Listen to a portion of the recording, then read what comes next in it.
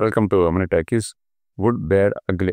இது வந்து அஜித்குமார் நடிப்பில் வெளிவந்த திரைப்படம். ஆதிக் ரவிச்சந்திரா வந்து டைரக்ட் பண்ணிருக்காரு. இது கிளின்ட் ஈஸ்ட்வுட் வந்து இந்த இதே டைட்டில் படம் பண்ணியிருக்காரு. அது வந்து எத்தனை முறை வேணாலும் நம்ம பார்க்கலாம்.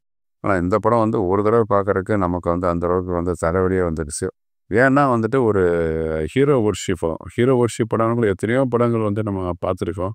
அதெல்லாம் இந்த அளவுக்கு வந்து ஹீரோவை பில்டப் பண்ணி வந்துட்டு பேசுகிறதெல்லாம் சமாச்சாரம்லாம் கிடையாது. ஒரு ரசிகர் மன்ற தலைவர் ஒரு படம் டைரக்ட் பண்ணால் எப்படி படம் இருக்குமோ அந்த மாதிரி தான் இந்த படம் இருக்குது. இப்போ வந்து ஒரு லிஸ்ட்டு ஒரு 4 ஒரு 10 படம் மட்டும் உங்களுக்கு சொல்கிறேன். இந்த படம் கூட வந்துட்டு ஹீரோயிசம் படம் தான், ஆக்ஷன் படம் தான். அது வந்து மூச்சு முதல்ல வந்துட்டு அந்த மற்ற கேரக்டர்ஸ் வந்துட்டு அவன் எப்படி இருப்பான் தெரியுமா, இவன் எப்படி அப்படின்னு அவனை வந்து ஹீரோவை போல்ந்து தள்ளிக்கிட்டு இருக்க மாட்டாங்க. உதாரணத்துக்கு வந்து சில படங்கள் மட்டும் சொல்கிறேன். ஊமை வழிகள், அப்புறம் வந்துட்டு கமல் நடித்த அபூர்வ சகோதரர்கள், ரஜினி நடித்த பாட்ஷா, விஜயகாந்த் நடித்த சத்திரியன், ரமணா, நாகார்ஜுன் நடித்த டப்பிங் படம் உதயம், இந்த மாதிரி இப்போ இன்னும் நிறைய படங்கள். இந்த மாதிரி படங்கள் தான் பார்த்தீங்கன்னா வந்துட்டு ஆக்ஷன் படம் தான், ஹீரோ ஒர்ஷிப் படம் தான். ஆனால் வந்து அவன் எப்படி இருப்பான் தெரியுமா அப்படின்னு சொல்லி ஹீரோ ஓவராக புகழ்ந்து தள்ளுற மாதிரிலாம் காட்சிகள் இருக்காது உங்களுக்கு. ஹீரோவுக்கு எந்த அளவுக்கு முக்கியத்துவம் இருக்குமோ அதே மாதிரி வந்து வில்லனுக்கும் முக்கியத்துவம் இருக்கும். எல்லா படங்களுமே அதை வெற்றி விழா வந்து செலின் கவுஸ் கேரக்டர் ஆகட்டும், அது சச்சிரியனில் வந்துட்டு இவர் திலகனுடைய கேரக்டர் ஆகட்டும், அபூர்வ சரர் வந்துட்டு வந்து 4 வில்லன் கேரக்டரு, சத்யாவில் வந்துட்டு கிட்டியோடைய வில்லன் கேரக்டரு, இப்போ எல்லா படம் கேப்டன் பிரபானில் வந்து மன்சூர் அலிகான் கேரக்டரு, இது எல்லா படங்களையுமே வந்துட்டு வில்லன் கேரக்டர் வந்து ஹீரோக்கு ஈக்குவலாக வந்துட்டு வச்சுருப்பாங்க. ஆனால் இதில் வந்துட்டு அந்த வில்லன் கேரக்டர் இருந்தாலும் அந்த அளவுக்கு வந்து பெரிய ரசிக்க முடியாத இந்த படத்தில் எதுவுமே கிடையாது உங்களுக்கு. எல்லாம் வந்துட்டு ஒரு நமத்து போன ஒரு கதை தான்.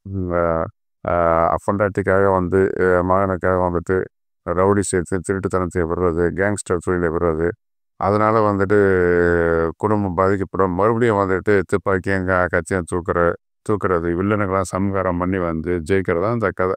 அது லேட்டஸ்ட் டெக்னாலஜியில் வந்து படம் பண்ணியிருக்காங்க. அப்புறம் வந்து எதுவுமே ரசிக்க முடியாது, சுத்தமாக கிடையாது. ஜிவி பிரகாஷ்னுடைய மியூசிக் பிஜிஎம் வந்து ரொம்ப எனக்கு பிடிக்கும். ஆனால் இந்த படத்தில் வந்து வெறும் இறைச்ச மயம்தான்.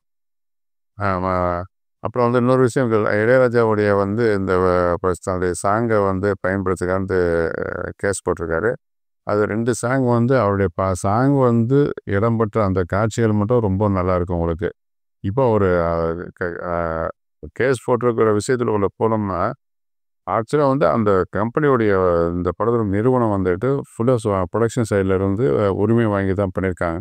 இருந்தாலும் அந்த இசையமைச்சர் இவருடைய படைப்பாளருடைய வந்து ஒரு பெர்மிஷன் வாங்கி பண்ணுறது தான் வந்துட்டு அது ஒரு நாகரிகமான இவர் வந்து அந்த சாங்கை பண்ணலாமா, தயாரிப்பு நிறுவனத்துக்கு எப்படி அந்த சாங் போயிருக்கும்? ஒரு மரியாதைக்காக வந்து அவரை பார்த்து பெர்மிஷன் வாங்கி அவருக்கு வந்து தேஸ்கரை போட்டுக்கணும். அதுதான் வந்து முறை. அதுவும் செய்யலாம் அவங்களுக்கு.